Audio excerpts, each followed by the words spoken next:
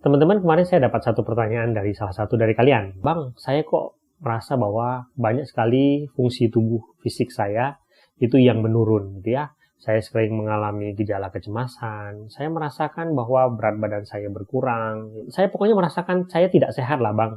Ini terjadi ketika saya sekarang menjalani hubungan dengan si narsistik. Oke.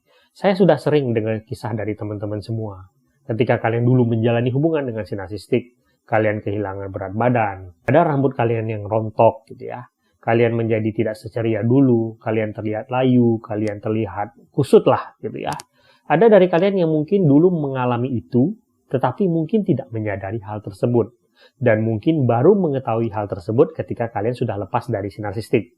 Hari ini saya mau mengajak kalian untuk meneliti sedikit ya, membahas lebih detail tentang stres apa yang terjadi kepada kalian yang membuat kalian secara konstan kemudian fungsi tubuh kalian itu menurun. Ini berguna buat kalian yang mungkin sedang mengalami atau kalian melihat orang lain yang mengalami hal ini, sehingga mudah-mudahan kalian bisa melepaskan diri dari stres berkepanjangan yang disebabkan oleh si narsistik. Yang pertama, teman-teman, saya menyebutnya itu namanya dilema si malakama. Ini adalah salah satu kondisi yang disebabkan oleh si narsistik yang membuat kalian itu mengalami sebuah dilema, tetapi kalian tidak tahu apa yang harus dilakukan. Dan ketika ini terjadi terus-menerus, ini jelas akan menyebabkan kalian mengalami tekanan yang luar biasa. Kita tahu seorang narsistik itu nggak suka dengan yang namanya kedamaian. Seorang narsistik itu cepat merasa bosan. Oke? Ya, dia akan berusaha membuat drama-drama supaya hidup dia itu berwarna. Bagi si narsistik, drama itu memberikan perhatian buat dia. Apa yang biasa dilakukan oleh si narsistik? Kalian pasti sering menjumpai bahwa si narsistik itu akan bikin keributan dengan orang-orang yang bisa dia ajak ribut. Sebagai orang normal, kalian sendiri bingung gitu ya. Kenapa ini orang selalu aja ada konflik dengan orang-orang tertentu? Atau siapa saja yang bisa dia ajak berkonflik? Ketika si narsistik, gitu ya, dia merasa bosan, dia akan mengajak orang-orang tersebut untuk berkonflik. Sebenarnya, dia berada dalam posisi yang salah. Tetapi dia tentu saja tidak mau mengakui kalau dia salah. Kemudian, dia akan menuntut kalian, suplainya dia, gitu ya. Anggaplah kalian adalah pasangannya dia, atau orang-orang terdekatnya dia. Dia ingin kalian itu membela dia, atau menjadi backingannya dia. Kalian dituntut untuk menyerang orang tersebut bersama-sama dengan dia.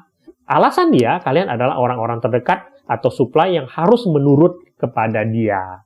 Nah, kalian itu ya, sebenarnya tahu gitu, bahwa yang salah itu sebenarnya ya si narsistik tersebut gitu. Tapi kalian mengalami dilema. Pertama, mungkin kalian dalam tanda kutip takut kepada si narsistik. Kedua, kalian merasa bersalah ketika misalnya kalian tidak membela dia, karena dia adalah orang terdekatnya kalian. Ya. Nah, kondisi ini menyebabkan kalian mengalami yang saya sebutkan, buah si malakama. Kalian membela si narsistik, tetapi kalian tahu dia tuh salah. Ketika kalian membela orang lain, kalian juga merasa bersalah karena kalian merasa tidak membela si narsistik yang adalah orang terdekatnya kalian, gitu ya. Nah, ini terjadi terus teman-teman, berulang-ulang gitu ya. Sudah jamak bagi kalian untuk mengalami kebingungan ini kalau kalian menjadi pasangan dari seorang narsistik.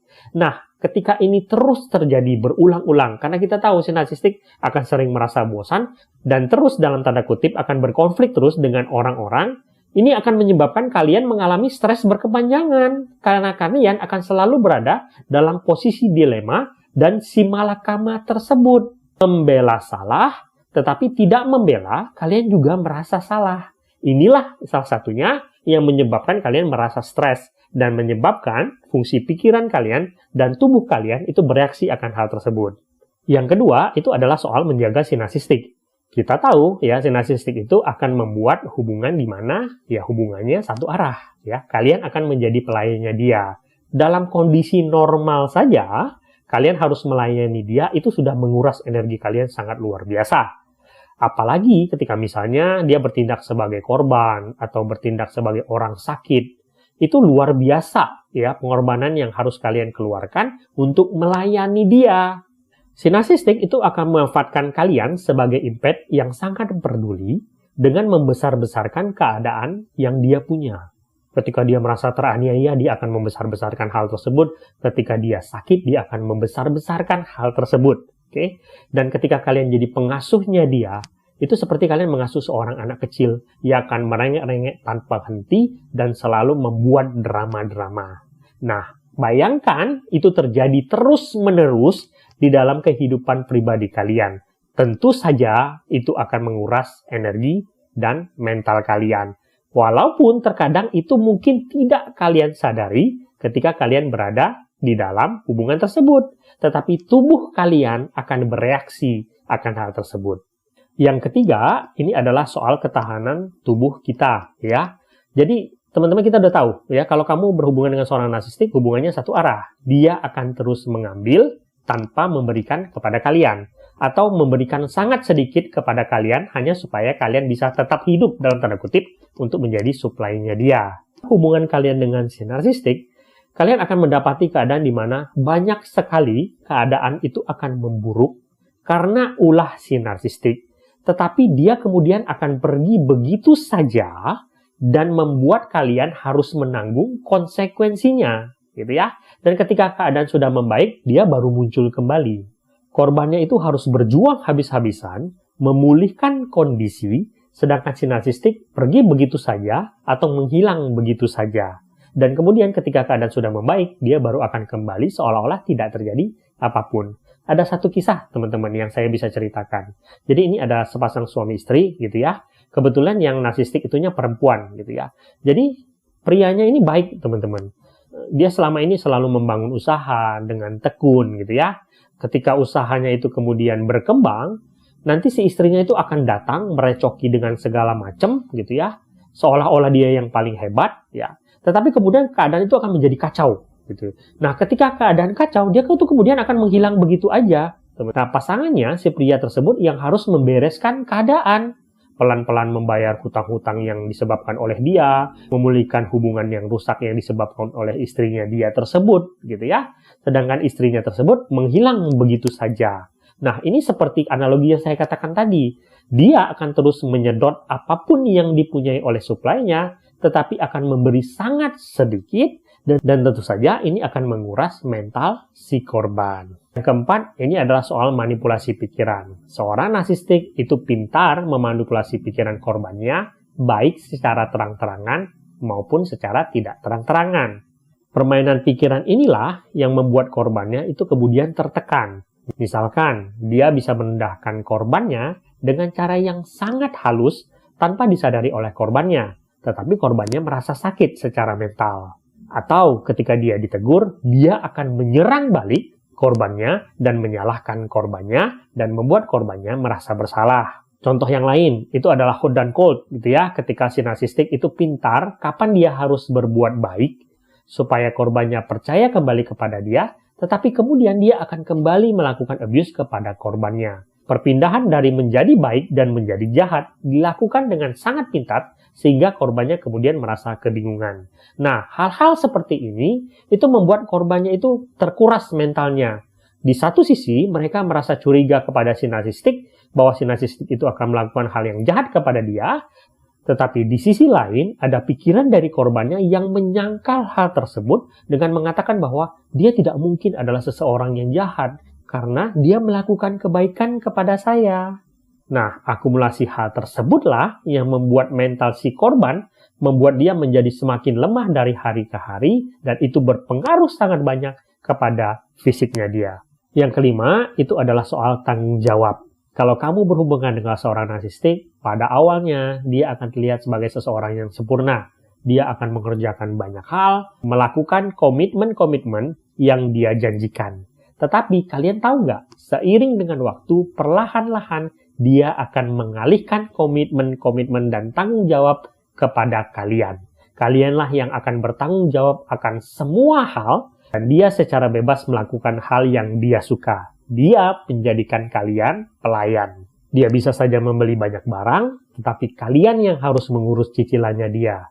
Dia bisa saja merencanakan banyak hal, tapi kalianlah yang harus mengurus segala hal tersebut. Dia bisa saja menyebabkan banyak masalah, tetapi kalianlah yang harus membereskan masalah tersebut. Kalian akan mendapati keadaan di mana kalian merasa bahwa kalian melakukan semuanya, termasuk tugas-tugas di dalam rumah tangga kalian, tetapi ketika kalian menanyakan hal itu kepada mereka, dia akan berkelit akan hal tersebut dan memutar-mutar pembicaraan sampai membuat kalian lelah. Pada akhirnya, kalian menyerah akan hal tersebut dan akhirnya menjadi supply yang membereskan semua tanggung jawab. Dan yang terakhir, fisik kalian itu menurun karena ya kalian tidak bisa mengurus diri kalian sendiri. Ini salah satu teman-teman trik manipulasi yang jahat dari seorang narsistik. Kalian ketika menjadi supply dari seorang narsistik, kalian akan mendapati keadaan kalian menjadi caretaker atau pengurusnya dia. Seorang narsistik akan memastikan kalian mengurus segala macam hal sampai-sampai kalian tidak bisa mengurus diri kalian sendiri. Kalian harus mengurus dia, kalian harus mengurus anak-anak, ya. Seolah-olah itu semua adalah tanggung jawab kalian. Okay? Begitu lelahnya kalian harus mengurus mereka semua, sampai-sampai kalian akhirnya mengabaikan diri kalian. Kalian berkata bahwa, aku udah nggak punya waktu untuk mengurus diriku. Padahal itu semua direncanakan si narsistik dengan memberi begitu banyak tanggung jawab, supaya kalian memang tidak bisa bergerak. Bahkan, teman-teman, jahatnya adalah, kalau kalian memutuskan untuk mengurus diri kalian, memberikan hal-hal positif kepada diri kalian, seorang narsistik juga tidak akan membiarkan hal tersebut. Ketika kalian misalnya dalam tanda kutip memutuskan melakukan hal yang positif kepada diri kalian, dia akan merecoki hal tersebut. Dia akan menuduh hal-hal yang tidak jelas supaya kalian tidak melakukan hal tersebut. Misalkan dia akan mengatakan kalian adalah orang yang boros, dia akan menuduh kalian mau berselingkuh, dia akan menuduh kalian adalah orang-orang yang egois. Ya, semuanya dia lakukan supaya kalian tidak memberikan hal yang positif lagi kepada diri kalian. Itulah kenapa teman-teman, saya suka menyarankan kepada kalian, uruslah diri kalian, berikan hal-hal positif atau manjakan diri kalian, atau apresiasi diri kalian, karena tidak ada orang lain yang akan melakukan itu kepada kalian. Biasanya kalian akan merespon dengan berkata bahwa, tetapi bang, dia akan membuat drama-drama, dia akan menuduh banyak hal tidak jelas, supaya saya tidak melakukan hal tersebut. Saya selalu berkata, abaikan hal tersebut. Fokuslah untuk memberikan kebaikan kepada diri kalian. Karena kalau kalian tidak melakukan hal tersebut, tidak akan ada yang melakukan hal tersebut. Dan kalau kalian tidak secara tegas melakukan hal tersebut, si narsistik akan semena-mena dan membuat kalian tidak akan pernah bisa memberikan hal yang positif kepada diri kalian. Jadi ingatlah, manjakan diri kalian, rawatlah diri kalian. Kalian pasti bisa melakukan hal tersebut. Semoga video ini berguna. Sampai jumpa di video selanjutnya.